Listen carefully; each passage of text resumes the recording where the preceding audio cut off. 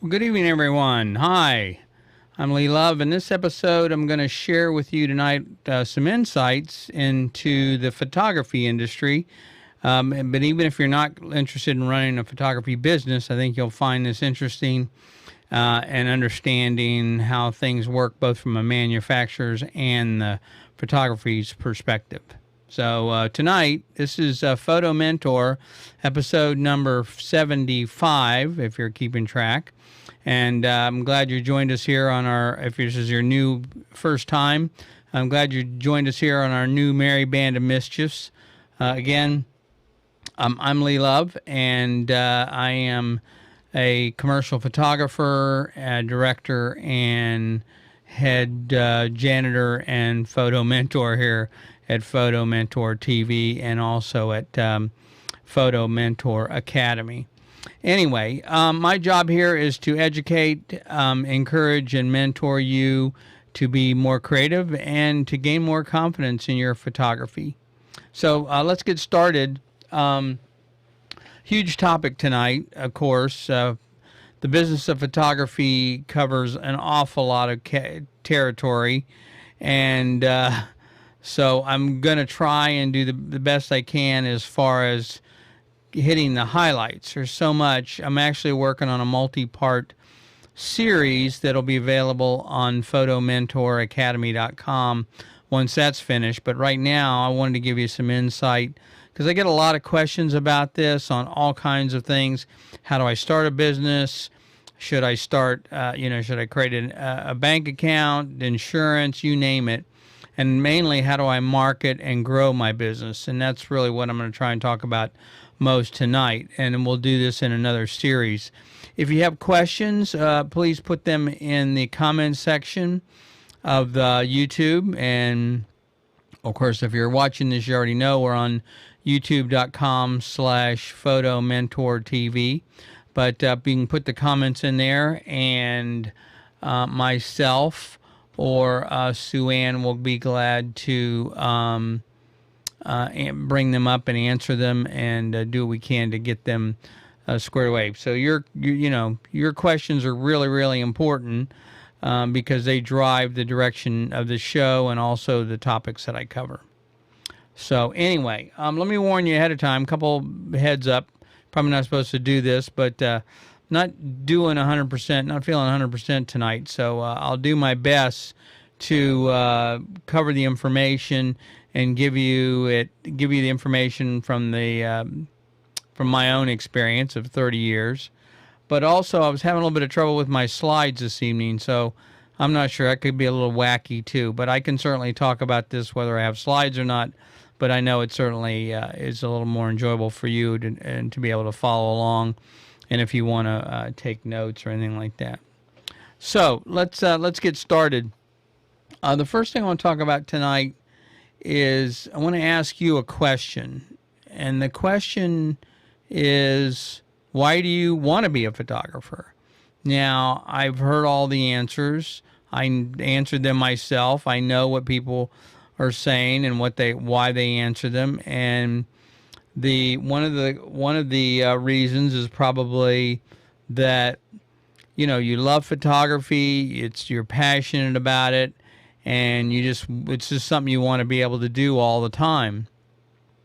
And so that may be fine, but that's not necessarily the motivation to start a business. So I'm going to challenge you a little bit tonight to answer that question. Why do you want to be a photographer, and what's your motivation?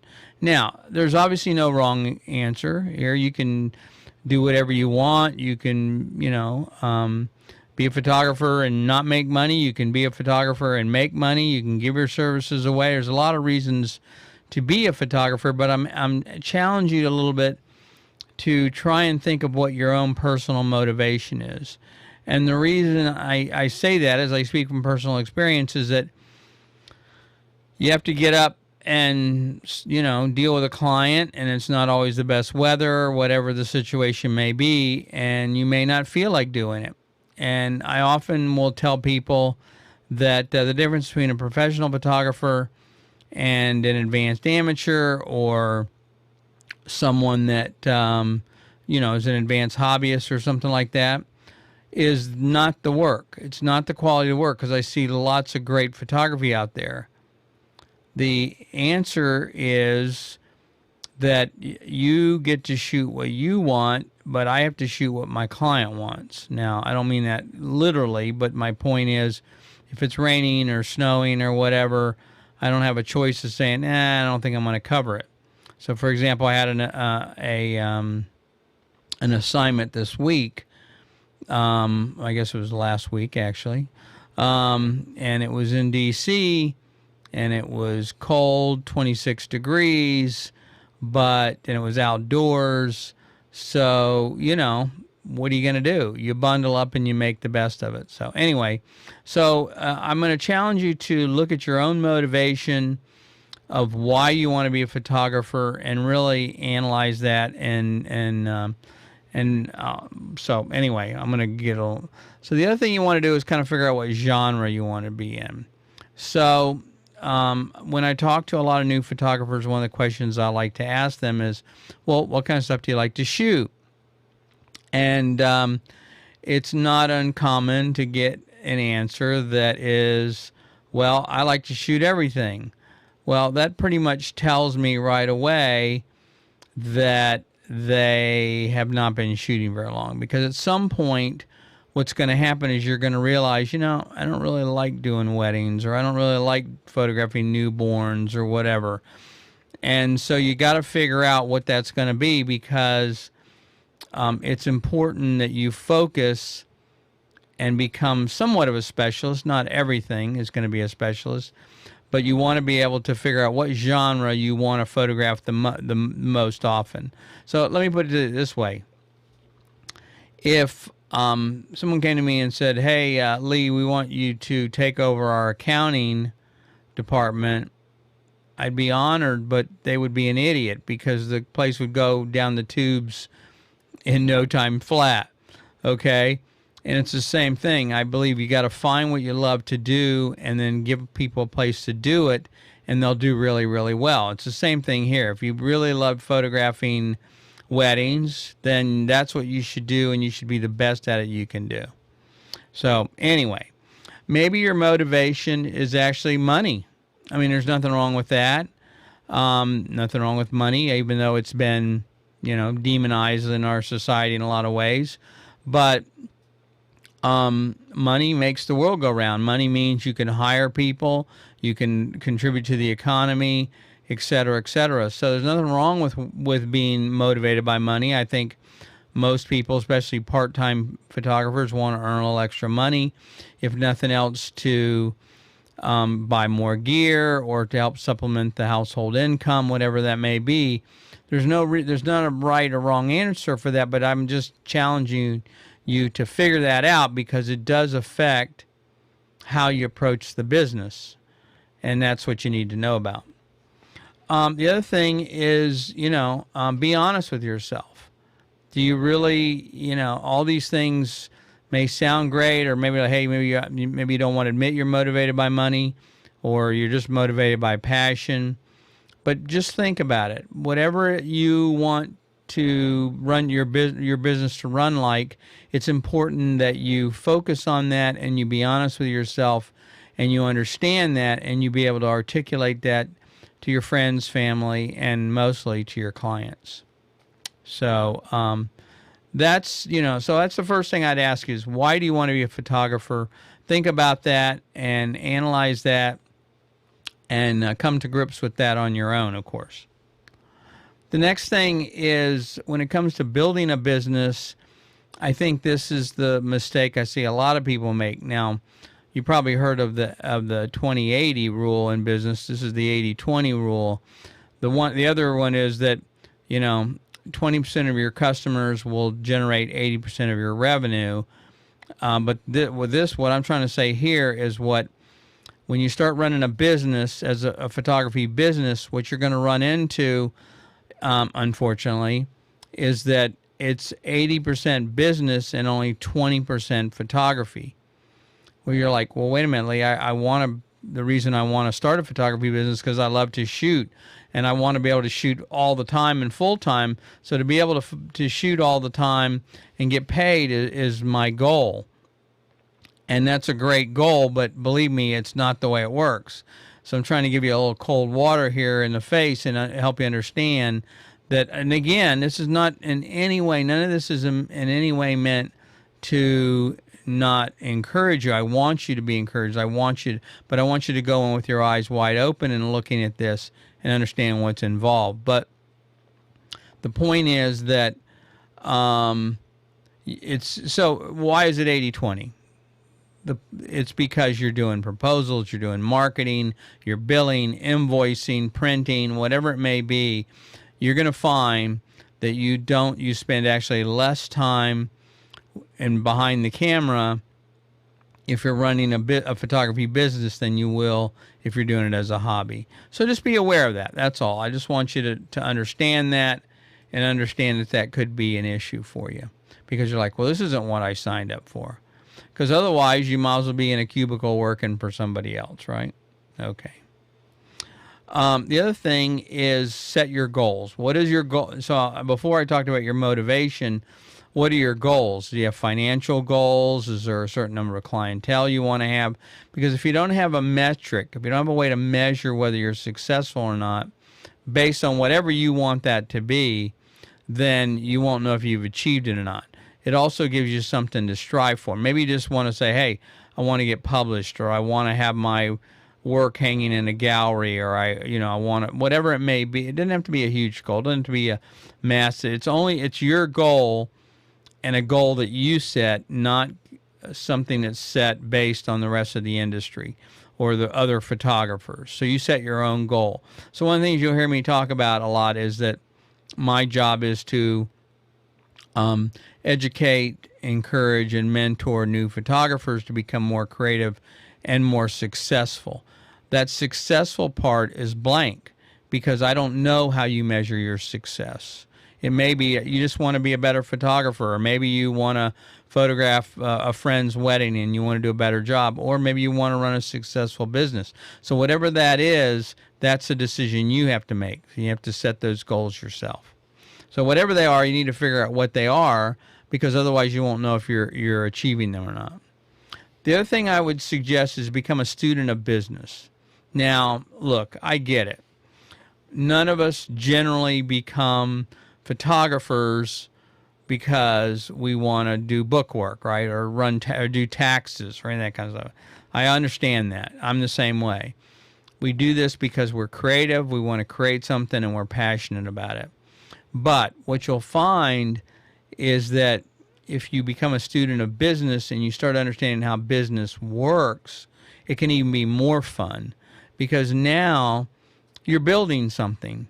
Again, you're now, business is and revenue is what allows you to do what you want to be able to do. So for example, and I'm not going to cover it here, but one of the things I tell a lot of photographers is that you want to always have 2 or 3 personal projects in the works. And the reason is you're shooting client work all the time. Let's say you're busy all the time, and that's great, but you can get burnt out doing that. So you want to have your own projects that you work on just for yourself. They're creative, maybe they're experimental, things you want to try, techniques, whatever. You always want to have some of those in the wings to be working on them, because that's where your motivation and the excitement that comes together for you, and is the reason you became a photographer. So, but at the same time, you want to learn about business. You want to understand how business works. And the interesting thing is, quite frankly, there's nothing new in any of this. It's been done over and over and over again by many, many people. So the nice thing is, if you follow a model that works, that's proven, then you can do the same thing just by repeating it in your own way. So anyway, I won't dwell on that. Okay, so that's the other thing. So those are some key categories in becoming a business and building a business. Now, the other mistake I see people make is what we call a race to the bottom. And it's important that you understand or define who your customer is, who's your target audience. So are they Walmart customers or Tiffany's customers or Nordstrom's customers? Now, the mistake people make is they think that when I say this, I'm putting down Walmart customers or putting down the business of Walmart. I'm not. Both of those companies make money. They're extremely profitable, but they're different clientele. And so there's a different completely different business model that they have to build, and their marketing is very different as well. So you just have to figure out which one of these you want to go after. Now, most people would say, oh, I want to go after Tiffany's customers. Well, that's nice, and it's great goal to shoot for, but if that's your target, then there's some things you have to put in place to be able to do that. You have to look like a Tiffany's vendor, not a Walmart vendor, because again, they're very, very different in the way they approach business. Their pricing is very different, etc. So it's just think about where you want to be. And by the way, there's not a problem having a mixture. You can have some Walmart customers and Tiffany's customers, but I'd rather have one customer or a handful of customers that, I can do $20,000 each shoot with, as opposed to, a bunch of customers that are only doing $100. You get the point. Okay. So it's something that you have to decide for yourself, and you have to figure out what kind of customer you're going for. Okay, your costs. This is another thing that you'll see a lot of people talk about this, but they don't quite understand what it means, I think. I mean, they understand your costs, but the thing is, a lot of people will bill out a job, let's say it's a $100 job or a $45 mini session or whatever. That costs you a lot of money to do that job. And you may not be looking at that. You may say, oh, well, I got $45 out of it. It's great. I can afford this. I can pay that. It's extra money because all my expenses are covered. Maybe you have other income, family member, that type of thing. That's fine. But again, if you're going to run this as a business, you have to show a profit over so many years, or it's considered a hobby by the IRS. So you have to run it like a business and look at a business, look at your costs. The value, though, in that you should understand is that if you are running this as a business and you are looking at cost, there are a lot of costs that are hidden that people don't think about. So, for example, your cell phone, that's a business expense. You're talking to people, you're texting people, you're setting up appointments, that type of thing. Your internet service, that's a business expense. Your mileage, that's a business expense. Obviously, your equipment, your lenses, your memory cards, all your software, your training, all of those things are business expenses that involve cost. And so when you bid out a job, you need to understand how to recoup those costs. One of the mistakes I see a lot of people make, especially new photographers, is they'll think they're making money, but when you add it all up, or deduct it all to be more accurate, they actually are probably not making more than somebody flipping hamburgers. So that is not a successful business model.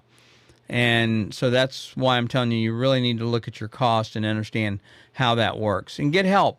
Get help. If you need help with that, find somebody that can help you with it, an accountant, and talk to them and get their recommendation on that. And pricing. This is another really, really big question I get a lot of on pricing. What should I charge? How should I bundle? This kind of stuff. And the important part is that your pricing has to be based on your business, not anybody else's business. That's the problem. Again, people say, oh, well, the other guys in town are charging $100. I can't charge more than that because nobody will then call me. Well, that's a whole nother discussion we can have, but about pricing. But I would say you want to have a tiered pricing model, okay? You want to, but it didn't need to be too broad. In other words, you don't see things, we'll go back to the Walmart Tiffany's model. Walmart doesn't try to be Tiffany's. They don't carry things that are in the Tiffany price range, and Tiffany's doesn't carry things in the Walmart price range. So it's the same thing. You don't need to be the $25 person and the $500 person. Pick the place you want to be. Now, there's a whole bunch of stuff I could go into here, and this is the kind of stuff I'm going to cover in the Photo Mentor course. But what most people don't realize is there's a huge percentage, and I forgot the number off the top of my head. It may be as high as 20% of people, of clients that will want the higher priced product. That's their nature. So they're like, wow, if this is good, I want this because it's better. I mean, we all know people like that. We've done it ourselves, right? You're going to buy one thing and you look at it and go, wow, for $50 more I can get this other one. That's the one I really want. Camera equipment, it's the same thing. Maybe you bought a camera more expensive or higher end than you were planning, but you realize, hey, you're going to grow into it, and so you're willing to spend more. Same thing with lenses and things like that. Your clients are the same way. So you want to offer a tiered pricing for them, not low, but an entry level, a medium, and a premium product, because many times, I think almost 20% people will go for that premium product if the service is there. That's a whole nother issue we're going to talk about, is value. But the thing is, you want to have tiered pricing in your product range so that you give people the option that want to spend more can. Okay? All right. So the other question I get quite often is, okay, my pricing, I figured out what my pricing is, my packaging. Should I publish the pricing or not? Well, first of all, it's a personal item thing you have to figure out for yourself. But my advice would be no. Now, why would that be? It would be because, first of all, I want to treat every client as an individual. Now, as a commercial photographer, I admit things are a little bit different than doing consumer kind of photography, but I still treat everybody differently. How can I give you a price if I don't know the scope of work, right? So you come to me and say, hey, how much for a family photo? Well, how many members are in the family? What time of day? When? How many setups? How many locations are you going to want to do? What are the final number of images you're going to need that I have to retouch? There's a lot of variables that go into you deciding on pricing. It also sends a very clear message that you do custom work. Your pricing is based on the customer and the client and their needs. You're not a one-size-fits-all. And so you can use that as a differentiator to help clients understand they're getting a very unique custom service. So that's one reason I would not publish my pricing. You can give some guidelines if you want, or ranges or studies or things like that.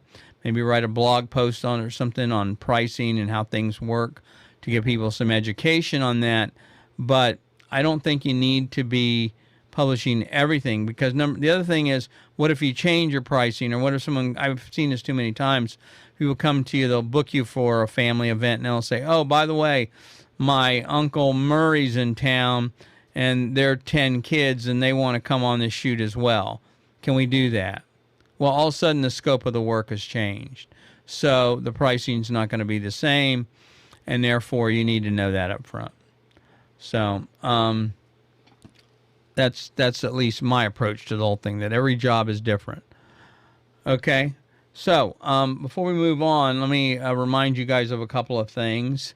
Again, if this is your first time here, you may not be aware that right now, up until the end of the month, we have, I'm doing free coaching, one-on-one coaching sessions, and I'm giving away 4 coaching sessions, which are worth about $700 of my time or more, depending on how long we go.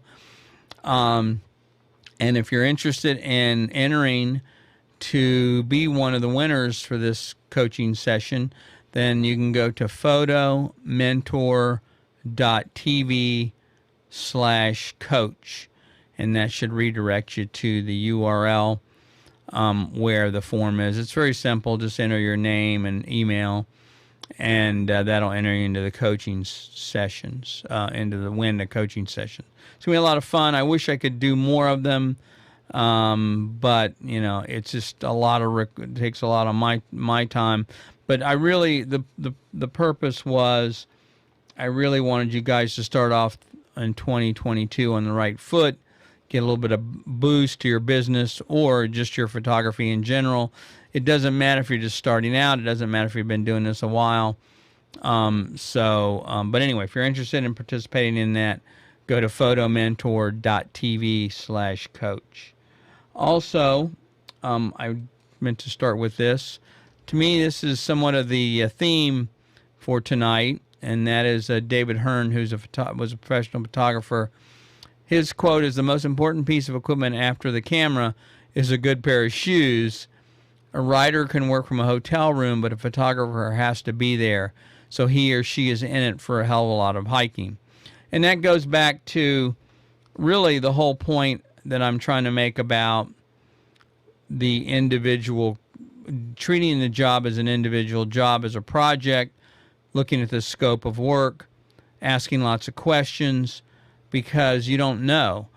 In other words, if someone says, oh no, it's just a simple 5-minute shoot, and this has happened to me many times, of course, and others, I'm sure, and then once you get on set or you get where you're going, they change things. Oh, well, how about if we do this? Can we add this to the shot? Can we do this? Can we do that? Well, sure. But that's going to change the scope of work, and it's also going to change the pricing, and you need to be prepared for that. So have that as a contingency. Have that outlined in your estimate and your proposal to the client, that if there's this, it's this much more, and there's this. That way they can control the budget. So anyway. And then one last thing I want to mention, if you guys are not, this is your first time here, is that we also, the first Tuesday of the month, we do photo reviews. So if you're interested in submitting your work and have it looked at and reviewed, by all means, you can do that. Just go to review.photomentor.tv. Submit the images, and you don't have to do it on Tuesday, the first of the month. You can do it now if you want. But you're going to get real input on your work. It's not going to be whether I like it or not. It's based on the guidelines that are used in art and design, and they're anonymous, so we don't use your name. So you don't have to be. It doesn't matter if you're just getting started. You don't have to feel like you're embarrassed. And any experience. It doesn't matter if you have a iPhone or a Hasselblad. You're welcome to submit any work you want, and then join us on Tuesday, the first Tuesday of the month. And then of course they're recorded, so you can watch them at any time. But if you want to see it live, we'll do this on the first Tuesday of the month. So that's what's going on as far as that's concerned. Okay, let's see here. What else? What were we working on? So we're talking about pricing. Are there any questions? If you guys have any questions, be sure and put them in the comments section. It doesn't have to be a question, of course. Just want to say hi. It's always great to hear from you guys. So, okay. So let's see what else. So the other thing is, what is your value? What I mean by that is I think a lot of, again, I'll pick on new photographers. I think they misunderstand the service they're providing and also their value. So, for example, I think a lot of people think their value is that they have a nice camera. We've all heard that before, right?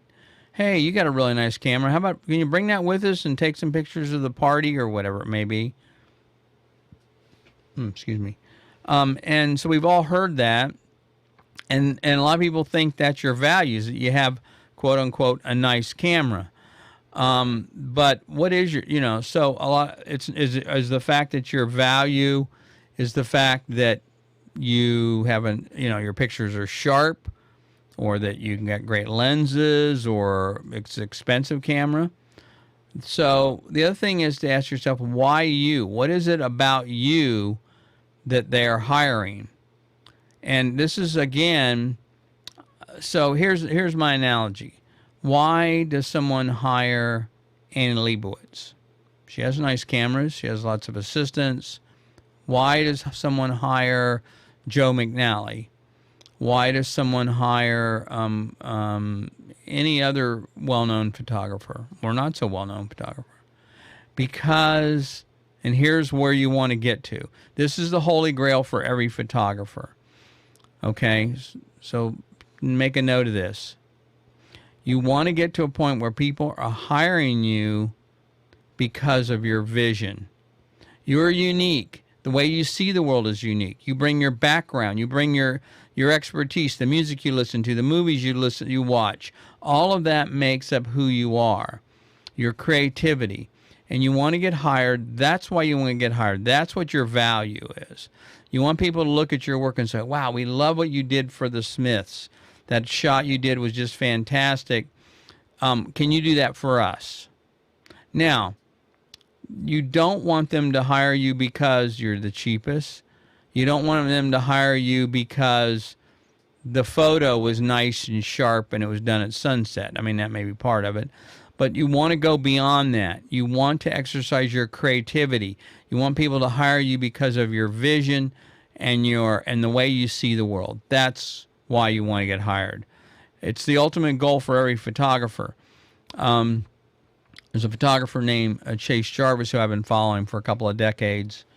And Chase is a commercial photographer out of Seattle. He's done many jobs for Nike and a lot of sporting companies. And I think his advice is the appropriate one, and that is, you don't want to be better than someone else. You want to be different than somebody else. Meaning, okay, let's look at the analogy of music. This is always a good one. There's the Beatles, there's the Stones, there's Steely Dan, and there's Lady Gaga, right? Do you think Lady Gaga gets upset because someone buys Steely Dan album over her album? No. She has an audience. She's different.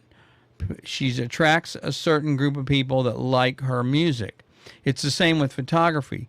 You want to develop your photography to a point, your style and your approach and the way you deal with people, so people say, oh, I love working with Lee. He's great. I love the way he brought all this extra. We had no idea you could do this. He suggested this, this, and this. It made the shoot and the project that much better.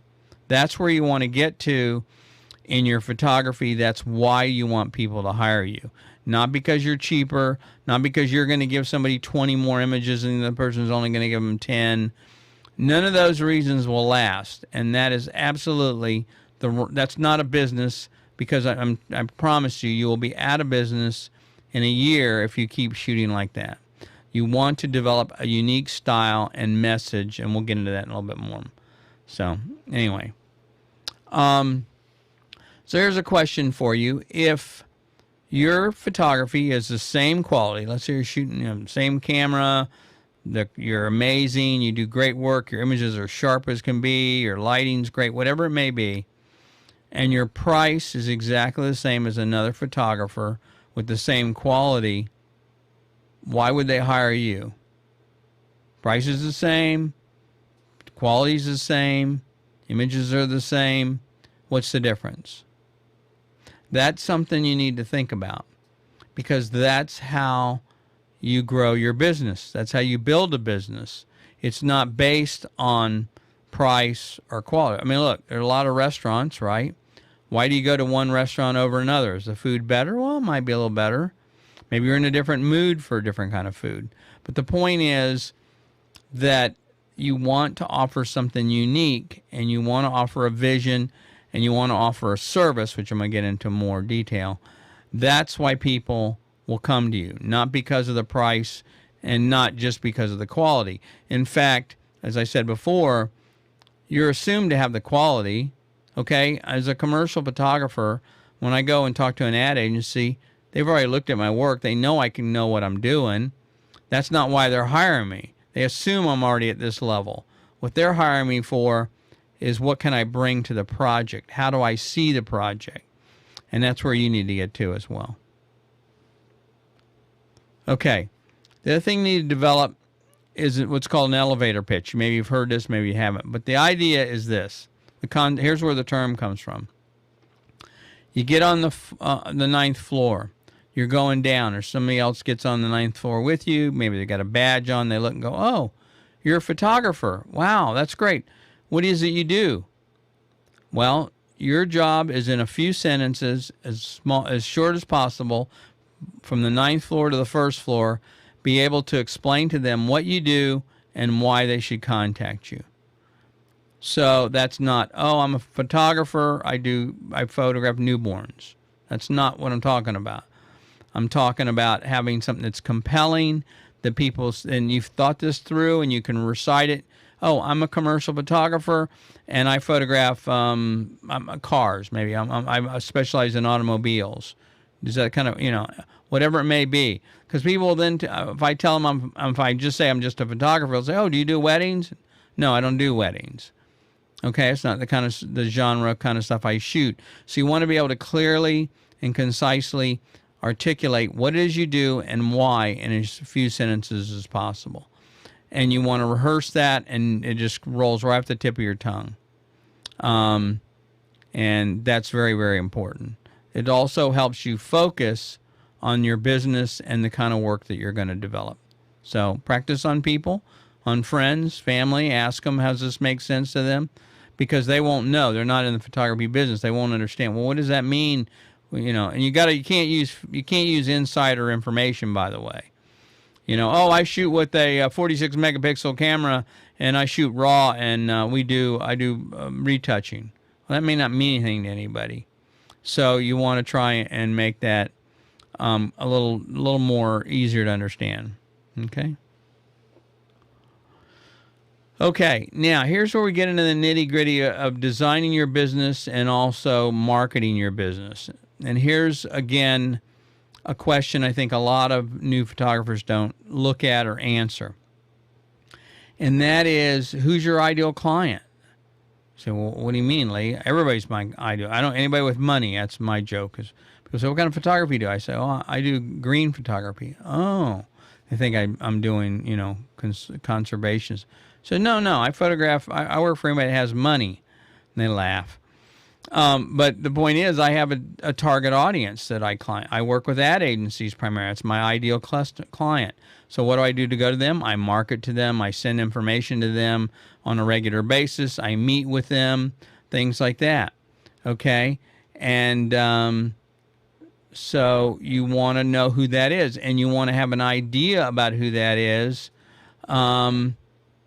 So that you can, again, when you recognize somebody that's that kind of a client, you know how to target them, and you know how to reach them. You want to make that client a real person. You want to visualize it. You want to understand, okay, hey, I photograph families, and my ideal client is Mary. She's 43 years old. She has 2 kids. She's married. Maybe she's an attorney. I don't know what it does. But the point is, you want to kind of think that through. Now, obviously not every client's going to be like that, but you want to at least know or have an ideal client that you're targeting, because now that means, so if you don't, let's say, for example, that is your ideal client that I just listed. Well, then you are a automobile photographer or newborns, maybe, I don't know. That's probably not the kind of client you're going to target then, right? Not the kind of client you're going to market to. So if you don't understand who your ideal client is, then you have no idea how to reach them and how to market to them. It's like, okay, well, I'll just put an ad in the Super Bowl. I saw somebody today posted a question on one of the groups, says, "Does anybody advertise on TikTok?" And, and I was like, well, my response was, well, is your client on TikTok? I mean, TikTok is a medium. It's just a media. It's just like radio or TV or the newspaper. It's not. So if your clients aren't on TikTok, why would you be spending time and effort advertising on TikTok? It may be fine. It may be fun, but it's not going to help your business. So you have to figure out who your ideal client is, so you can, and make them a real person, So then you know how to reach them. Otherwise, you're wasting your dollars and your time by not targeting the person that really is going to be the person that you're really most interested in and that's interested in you. Again, the analogy I used before is a good one, the music, okay? Where do Lady Gaga listeners or fans hang out versus where does, I don't know much about country and western music. I'm a blues, rock, and jazz guy myself. So if that's your audience, then you're going after the wrong audience and you're wasting your time, you're wasting your dollars. So try and figure out what their name would be, what their demographic would be, what their range of income would be, all those things. The more you can narrow this down, now it's not going to be perfect, but the more you can narrow this down, then the more you can target or you can figure out where to spend your dollars in marketing to that person. And it also means where you're going to be most effective. One analogy a lot of people use is radio, right? Which radio frequency? Okay, I'm listening to 105.9, but you're listening to 98.2. Okay, well, how am I going to reach you if you're listening to 98.2 and I'm listening to 105.9, right? So that's who I'm advertising here, but you're listening down there. If I don't know that, if I don't understand what kind of target audience you are, then I'm never going to reach you, and therefore my business is never going to grow. I think that's also one of the things that people make. That's one of my most goofy slides here. I don't know why I did. Anyway, so the other thing is go where they are. It's kind of what I'm talking about, right? So if you're a wedding photographer, then it's kind of a little easier, right? Because you want to look for new brides or soon-to-be brides, and there are places to do that that are looking for wedding photographers. If you're a newborn, then there's probably then there's a place you want to look for mothers that are expecting, that type of thing. But if you don't know that, you're never going to grow your business, and you'll just be doing, shotgun stuff. And that's never going to work. Okay, let's see. All right. So the other question I get is, how do I attract new clients? So let me give you a couple of words of advice on that. First of all, you have to have, if you're going to be serious about this, you have to have your own domain name and your own website and your own email. Now, a lot of people stress over the name. It doesn't matter what the name is. It's not as important as some of the other things. A lot of people get hung up as photographers and creatives. We get hung up on the name we want. What should I do? Should it be this? Should it be that? Look, if Google can become a household name, a word, and I don't know if it means anything or not. I guess it does mean something, but they've turned it into a household name. Granted, it spent millions and billions of dollars in doing that, but the point is, it's a made-up name. Even so, nowadays, there's so many of those names that are made up. It doesn't really matter if it's a real name. It doesn't have to be your name, but I would think about a name that could grow. So if you said, leesnewbornphotography.com, well, that's pretty limiting. Now, it's great if that's all you ever want to do because it's going to be easy for people to find you. But you might want to make it a little broader than that because you don't know what you don't know right now. You may want to change your business a little bit. So it could be, Lee Love Studios, Lee Love Productions, Lee Love Photography, Lee Love, whatever. It doesn't even have to be my name. But you want to be able to come up with something that allows you to grow and wiggle, a little bit of wiggle room as you change, because your business may change, the market may change. You may decide, hey, I don't want to do newborns anymore. I'm bored with that. I'm really done everything I could do there. I want to grow and I want to change. So again, back to the music analogy, right? How many times have we heard a musical artist and we're like, no, play the old stuff. I love the old stuff. So we stick them in this genre or this time frame. And what do they want? They don't want to play the old stuff. They want to play their new music. Well, you're that person, right? You're that photographer. You're that artist. You're trying to stretch. You're trying to grow. So you need to be able to have a way to do that. A website is very, very important, and I'm going to go into more details on why that is, and an email. So I know a lot of us have Gmail accounts, right, and Yahoo accounts, maybe even a few AOL accounts. I bet nobody has any CompuServe accounts, but I don't think CompuServe even has an email service anymore. I'm trying to think of the other one. Anyway, so the point is, Betty Lou at Gmail is not a business. Whenever I see an email like that, that tells me, oh, they're hobbyists. They're not really a business. They're just doing this part time, right? At their basement or whatever, because they're not running this as a business. You wouldn't see Coca-Cola at gmail.com, would you? Now, it's exaggeration, of course, but if you're going to run this as if you're going to be a business and you're going to generate revenue, then you want to have your own domain name, your own website, and your own email. It's not that hard to do, and there are people who can help you with it. It's certainly much more professional. Again, when I see somebody that has a Gmail account, I think temporary. I think part-time. I think they're not really going to do this for very long. Okay, even if it's Mad Dog Photography at Gmail, that may be great, but it's still not. They're not a stake in the ground. It's just something you're doing until you decide and get bored and do it with something else. So that's the thing with that.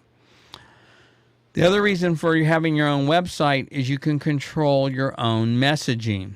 So I know a lot of people use Instagram, and that's fine, Pinterest and things like that. And there's a way you can reach people that way, but you have no way to control the messaging when you do that. It's very, very hard to do that. You can post things over and over, but that's not your platform, that's their platform. So by having your own domain and your own website and people coming there, you now can control your own messaging. Let's say, for example, you do switch genres of photography. Well, you could change your website overnight and all of a sudden brand it from being newborns to, architecture. You can't do that if you're on a social media site because you have all this other stuff out there. You have to delete it, change it, redo it. It's not an easy change. Where if you control your own message, which is what you want to be able to do, that's why you want your own website. You can make it look the way you want. You can make it brand it with your own colors, your own style. Plus, you can add other messages. So, for example, hey, they come to your website for one thing. Maybe you want them to read your blog or see your latest photos or something you're working on, a new project. Well, you can do that if you control the platform. It's very difficult to do that. And also the noise level is very high, right? If you're on Instagram, look at all the stuff that's on there every single day. But if you can get them to your website, more likely they're going to be interested in you because they went to the site. And number two, you can control that message, where they go, the path they make through the website. Just a very, very different approach. So I would encourage you to definitely, if you're going to do this as a business, set up your own domain name, whatever it may be. It doesn't have to be fancy. Website and email associated with that. Okay, and the other thing you want on your website are testimonials. Now this gets into a whole nother area, but if you have satisfied clients, which I'm sure you do, then you want to be able to use that information to help people understand, hey, this is the kind of work I do, and these people are thrilled. Again, it's very difficult to do that on social media. It's also very difficult to control, but on your own website, you can do that. You can, and there's a lot of things I could tell you about doing testimonials. I mean, you don't have to go to your client and say, write me a testimonial. You could, if you wanted, listen to what they're saying, write down some of the terms they're using about your work, write up a little testimonial, send it to them. Does this sound like something you would say, or do you agree with this, or can I use this? I mean, it's nothing, you're not faking it. You're just trying to take what they're doing and help and give them a little bit of help. But you want to be able to have testimonials on your site so people can see, oh, wow, this is exactly what I was looking at. Yeah, I was looking for a wedding photographer. Look at this. This bride is so happy with the work that they've done. This is great. Look at it, all one after another after another. This is exactly my situation. My photographer canceled on me. This person came, saved the day. What a great thing. That's what I'm looking for. So that's another key ingredient.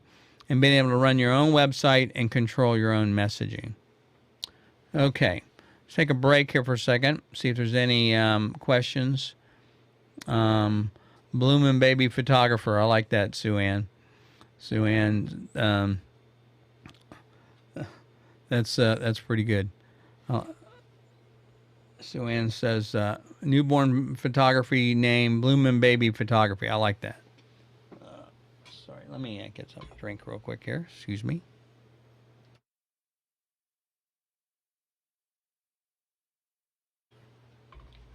My throat's a little hoarse tonight, which I'm sure you can tell. Okay. So that's just some of the reasons you want to have your own domain name. It's professional, and it also is allows you to control your message. And hello, James. How you doing? I saw James posted a really cool self-portrait in our I guess it's our challenge that we're doing. And I didn't mention to you guys, we also have a Facebook group, and it's kind of an interesting group. But anyway, it's it's not, you can't just go in there and join. You have to fill out a short application. But James posted a photo in there of a selfie he had done.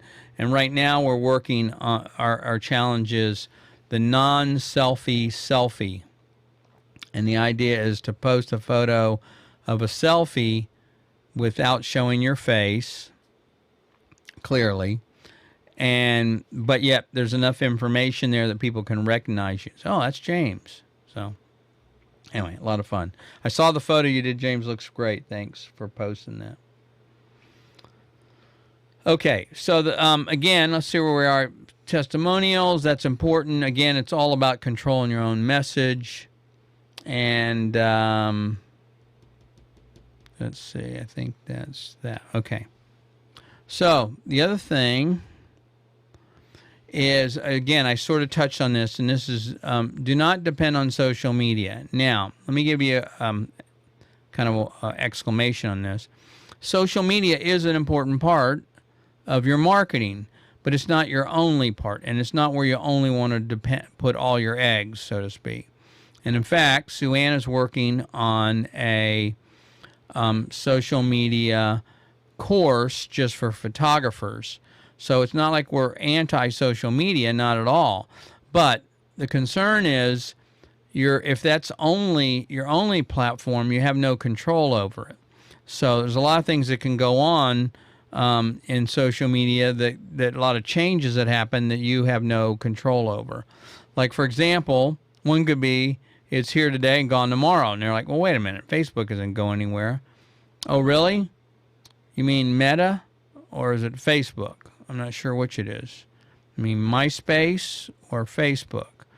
You mean AOL or Yahoo? I mean, look, this industry is full of dead soldiers that have come and gone, technology companies that are much, much bigger, and the industry changes. I mean, Facebook could get sold. Who knows what could happen? Or Instagram or any of these platforms. In fact, Instagram was sold to Facebook. That's how they became part of their infrastructure. So you can't control the message there. So you got to be careful, and especially when you look at what's going on nowadays. I mean, there are a lot of people. It's changing every day. They have new rules and new guidelines every day. And so you might have posted some photos of your kids day one, but now all of a sudden those are banned and they're not allowed, or whatever it may be. You can't post any, maybe the FTC says you can't post any photos of children under 18. Who knows what's going to happen? But the point is, you have no control over that. So you got to be very, very careful and be aware that things can change. A flip of a switch, you're here today, you're gone tomorrow. I mean, we've seen it happen to political figures, and if it can happen to them, it can happen to you too. So be very, very careful about depending solely, and I'm going to use that word again, depending solely on social media. The goal is to use social media to drive people, guess where? To your website, because that's the platform that you own. and that's where you want them to go. Okay? All right. So, let's see here. Let's move on. So I've covered a lot of stuff here, and I'm going to try and get into a little bit. We're going to kind of dive a little deeper here into the marketing aspect. Now, it's important to understand that a lot of the things I'm talking about are mental, meaning you're not mental, although if you went into the photography business, maybe you are mental. I know I am. But the point is that it's a mental state. You kind of have to put yourself in this position mentally to approach it. Because, look, let's be honest with each other. It's a very creative field we're in. I mean, we're very sensitive, right? Most of us, about our work. It's our baby. We produce this work. We put a lot of effort. We study. We learn. We buy all this equipment. We learn post-processing. And we create these images we think are fantastic. They're amazing. They're such art. And then, dial tone. Nothing. Right? So I get that. A lot of story I like to tell is I've had a lot of people and it's happened to me as well. You send your portfolio, or let's say you send your proofs or a photo shoot to the client, right? And you're waiting. It's like, wow, it's been an hour. They haven't called. What's going on? They hate them. They hate all the photos. They haven't contacted me. It's been a whole hour. Look, folks, these people have real lives. You're not the center of the universe. You need to get over that. But as creatives and artists, we worry about that kind of stuff. We're freaking out about it. Don't worry. It's not the way it works. Just let it go. Move on.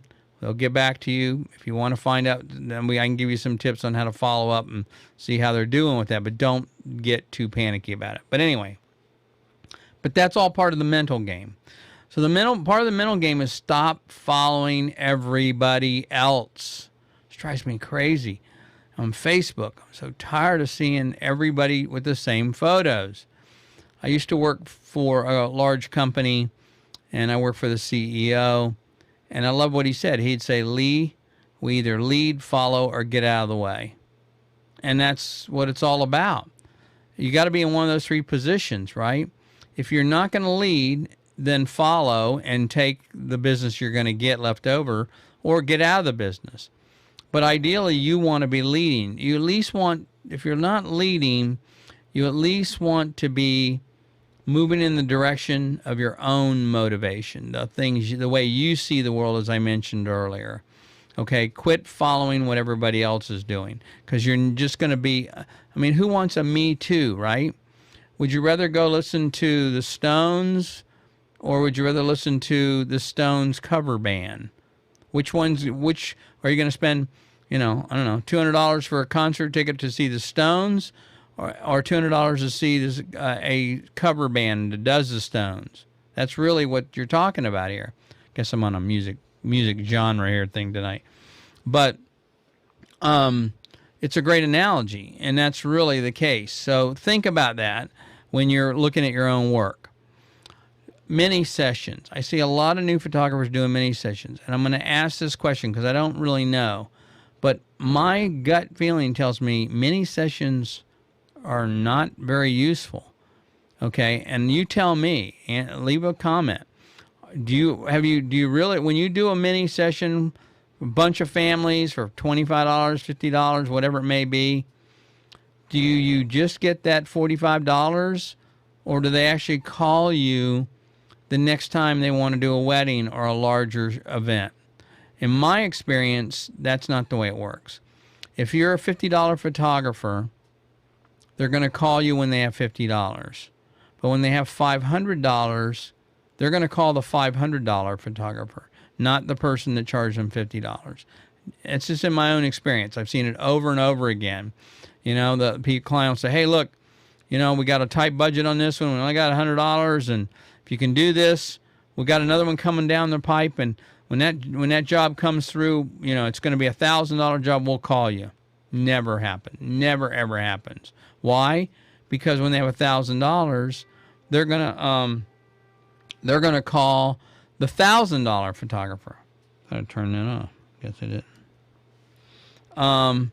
they're going to call the $1,000 photographer. Trust me. So I don't understand the whole concept behind mini sessions. I don't know that they work. And I would say evaluate whether that's something that really you want to do or not. We'd have to talk about it individually. All right, and you tell me why you're doing them. Okay. All right, let's see here. Okay. The other thing I don't understand is all the work I see looks the same. Okay? It's the family in a field. It's the milk bath. It's the expectant mother. I mean, I have seen it's like sunset photos, right? How many sunset photos can you see? And my favorite is it's not just a sunset photo, but then they put their watermark on it like it's some value to it. When I see much better photos for free on a stock photo site. But anyway, the point is,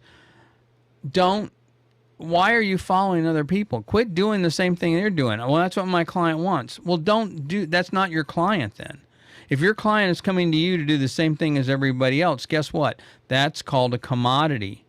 That's not your client. Oh, I'm sorry, that's not the kind of stuff I want to do. I do custom sessions targeted for the individual. Now, if you want to talk about that, let me learn a little bit about that. We can maybe see what you can do, but I don't do milk baths, or I don't do families standing in a field looking like they're waiting for aliens to land in the background. Okay, you want to be unique. You want to use your own vision, so quit being like everybody else. Stop following everybody else. You will never be a successful photographer if you do that. I promise you. So I'm sorry to rag on that, but it just drives me crazy because I don't understand it. That's not why you got into photography. I understand it. I mean, you're self-conscious. You don't think you're good enough. So you see somebody else's work. Oh, this is great. How do I do that? And there's nothing wrong with that on practicing. Okay, so again, back to the music analogy. When you're learning a song, what happens as a musician, what happens is you learn the chords, right? Well, that's ISO, shutter speed, aperture, all that kind of stuff. Then you get a little better, and what you do, you buy a songbook and you start learning other people's songs, right? Stairway to Heaven kind of a thing. But as you progress, then you take that song and you improvise and you add your own mix to it and your own, style to it. That's okay. But if you just sat there and played Stairway to Heaven, you're never number one going to probably play it as well, or you could as well as Jimmy Page does.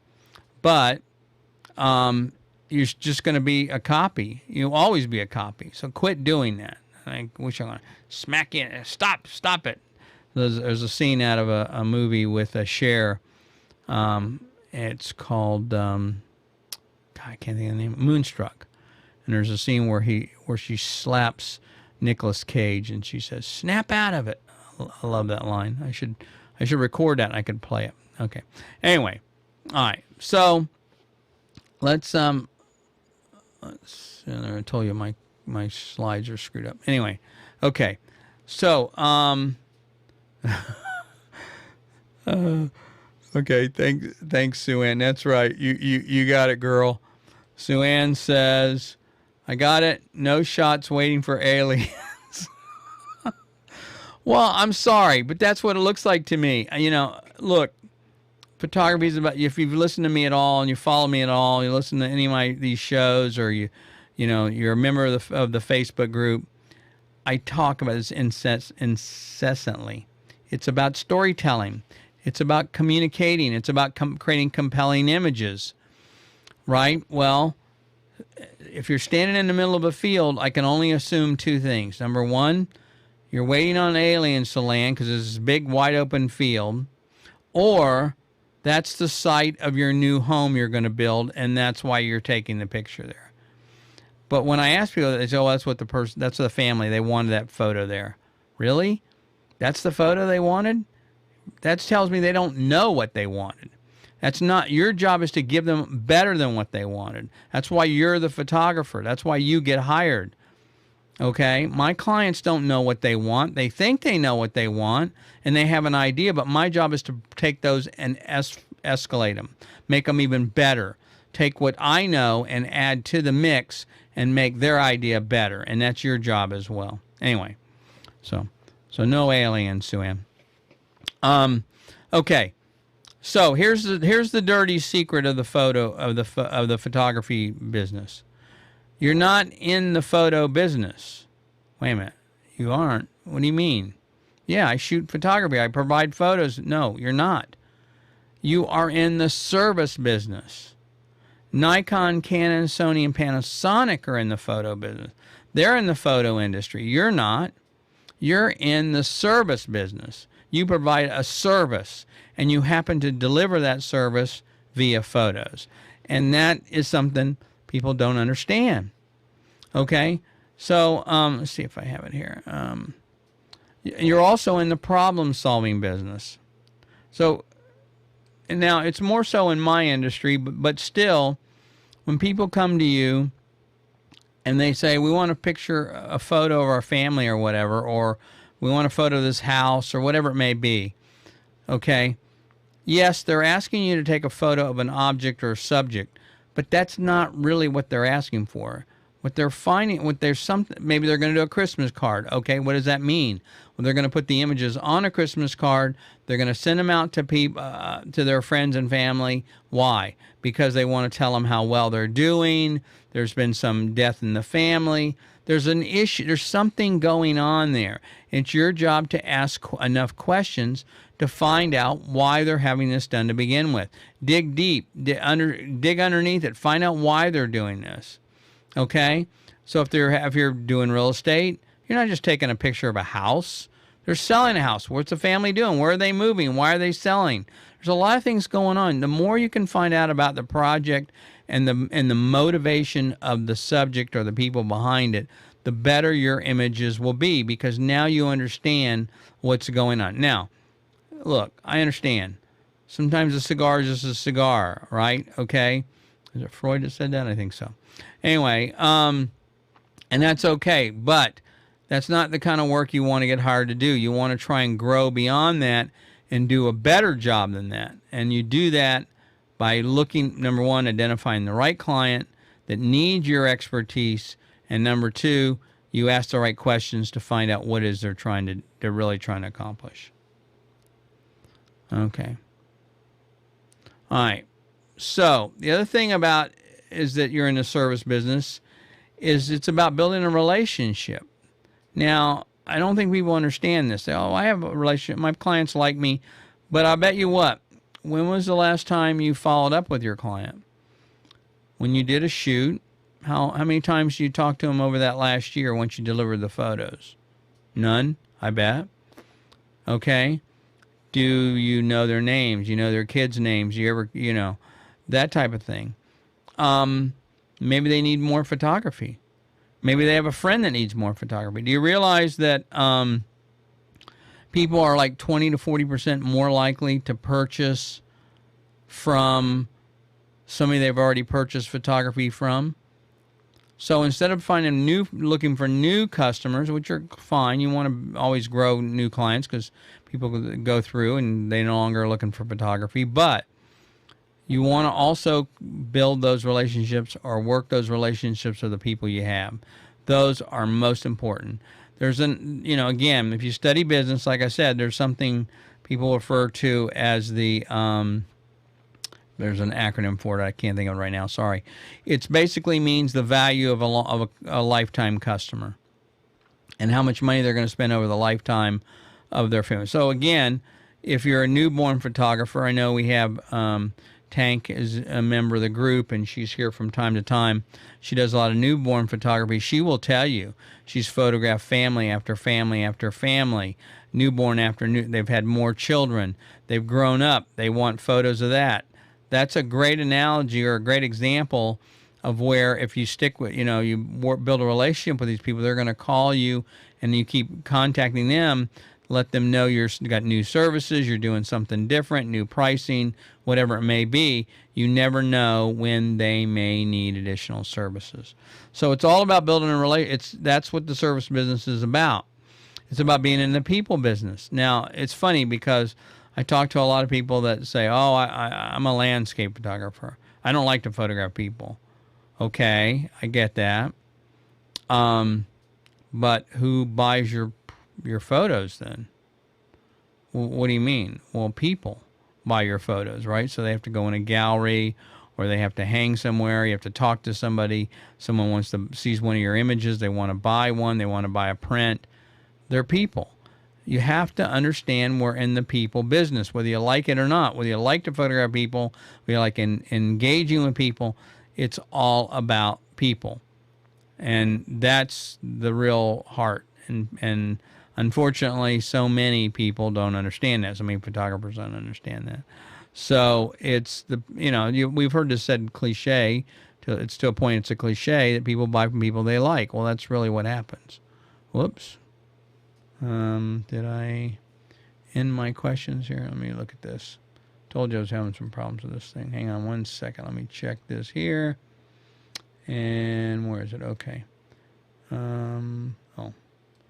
Okay, so that was the that slide number. What slide number is that? Slide. Oh. I think I had a few more, but that's okay. All right, so let me tell a quick story about how this works, what I'm talking about. I'm gonna make this is a fictitious story, right? A fictional story. But let's assume, and some of you may agree, don't agree, some may be offended. I don't really care. Let's say, for example, you're going to do a photo family, and the family consists of a mom, a dad, and 2 kids. Well, do you realize that, number one, they probably don't get their photo taken that often, right? It's a pretty big deal. Now, it's not a big deal for us because we do it all the time. We're always shooting. We like to shoot. We're always photographing families or whatever it may be. But for them, they don't do it. Maybe it's once a year. Maybe it's not even once a year. Maybe it's once every 5 years. So here's the fictional story. The mom is the decision maker in the business model. She's the one that decides, hey, we're going to get a family photo taken. The kids are growing up. We need to do this, right? She's the one you have to talk to. She's the one you have to satisfy. She's the decision maker, the term we would use in a corporation. All right. You may not know it. Maybe she does, maybe she doesn't. But she may go out, have her hair done, have makeup done, maybe buys a new dress or something because this is important to her. It's important to her family. They want to look good. Okay. She dresses the kids, right? Begrudgingly, they're fighting and giving her trouble. So she has to go through that. That's another hassle. Then she threatens the husband with bodily injury or more likely no sex for the rest of his life if he doesn't do this, right? If he doesn't take these photos. The point of all of this I'm trying to make light of is that, look, it's a big deal. It's important. You need to make it important. You need to treat it like it's important, even if this is not the scenario. But you want to make it look like, and you want to treat it like it's the most important photo you've ever taken. Because number one, I've done shoots similar to that, not families, but photos of people that then passed away. And that was the only photo they really had of them. Okay? I could show you some photos I did. I should probably... wouldn't plan on talking about this, but anyway, I did a story where if you watch the last show I did, which was I think on the 11th, I talked about the skate park that I did, where I followed these skaters for 2 years. Well, I love those kind of projects. Well, I also did the same thing with a school crossing guard. Guy down the street, every time I would go by the house or leave the house, he would be down there by the school. An older gentleman, white hair, police uniform, out there directing traffic. Rain, shine, snow, heat, you name it, he was there. And I was drawn to that. I found that was really interesting. So I went down there with my 400 millimeter lens one time, and I'm starting taking pictures. And I don't know how long I followed the guy. It probably was a year. Because every time the weather would be bad, I'd be out there shooting. And I got to know him. His name was Sonny. Really nice guy. Well, Sonny moved away. He moved to South Carolina or North Carolina, I think. and somehow I saw an obituary where he passed away. So I contacted his wife, and I said, "Hey, I'm so sorry to hear about Sonny. I've got some photos you might like." "Oh, I'd love those." I sent them to her. She was really, really thankful. So now that was a project I did for myself. Nobody paid me, but the photos meant so much to her, and they meant a lot to me. All right? But we don't think about it. As photographers, we often don't think about it from that perspective, right? We think, oh, it's just something I'm doing. It's just nonchalant. One of the many thousands photos I photographed, no big deal. But it does mean something to the people you're photographing. And that's what I'm talking about, where you need to make a connection with those people. Because it may not be as tragic as death. It could just be something simple. It could be the scenario I described with the mom and the kids, and they just really want some nice photos of the family. But you have to treat it as it's important. And so here's what I'm going to tell you. And then I'm going to let you guys go. It's important that you make a connection on a human level to your client. It's important that you over-deliver to them. It's important that you listen to them and that you give them individual service, and their session is that you treat everybody is different. Everybody's unique if you photograph people. Well, even every mountain, every landscape's different, right? Time of day, etc. But if you don't treat it that way, the images will not reflect it. And if they don't reflect it, you're never going to grow as a business. So I guess what I'm trying to tell you is, and I said this early on, right? This is all a headspace game. This is all about how you approach the business. A lot of people want the formula. How do I do this, this, and this? It's not about that. There are a lot of formulas out there. It's about how you approach this as an individual and what you're trying to accomplish and what your goals are and where you want to go. And if you go that way and you approach it that way, you will be successful. Study business, study the techniques that people are done, and then approach it on a human level. And people will remember that because, again, we are in the service business. We're not in the photography business. So what I said earlier on, if two photographers, same price, same quality, why would they hire you? They would hire you, hopefully, because of your service. So let me give you a quick scenario. Let's say we take the family, 2 kids, father, mother. What if you offered to do makeup? What if you had work a deal with a makeup artist? Say, oh, I can for this much money, I can add a package with professional makeup artists. You will look amazing. You've never had makeup like this before. Okay, that's service. Work out a deal with a makeup artist. Offer that. They may turn it down. Sometimes they do. Sometimes they don't. But number one, I'll tell you what will happen. Your images will be so much better, less retouching if the makeup's right, done right by a professional makeup artist. But then another thing is, maybe not the family kind of thing, but what if you had them picked up by a car somewhere? And so what time? And you drove, and you had them driven to the spot where they're going to be.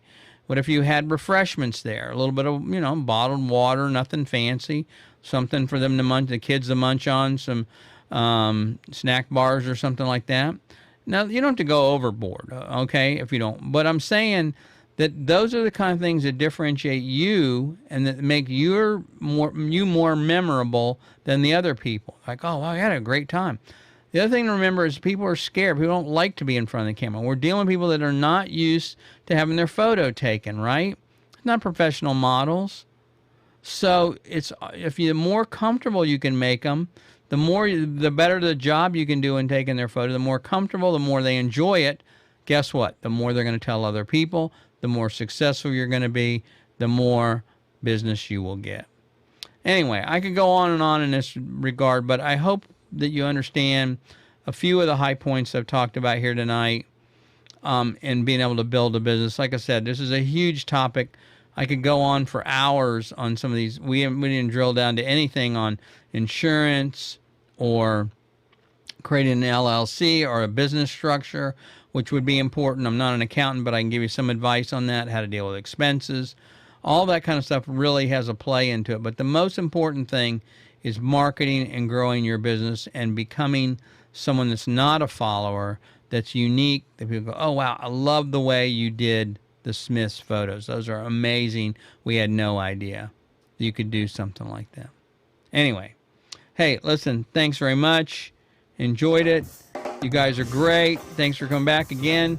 Don't forget that if you were to register for, this is only going on till the 31st of the month, and then we're going to close the registration down. So if you want to get a free coaching session or register to get a free coaching session, be sure and do that. If you're interested in looking at what we're doing in our Facebook group, then go ahead and go to photomentor.tv/join and apply there and see if you want to, if you can. We say apply because not everyone can just join. I prefer to have somebody sponsor you because then we know you're not a spammer and you're the right kind of person. It's a very good group. You're going to find it's very, very different than everything else. Anyway, and finally, on the first Tuesday of the month, as I mentioned before, we do photo reviews. So if you want to submit your work, that'd be great. Love to have you do that. Love to see your work anytime you want to do that, anytime between now and the first Tuesday. So go to review.photomentor.tv and submit your work. Again, thanks very much. And hey, enjoyed it. And hopefully you learned something tonight. And that we're here every Tuesday night, 8 p.m. Be sure and join us then. Anyway, have a good night, everybody, and a good week.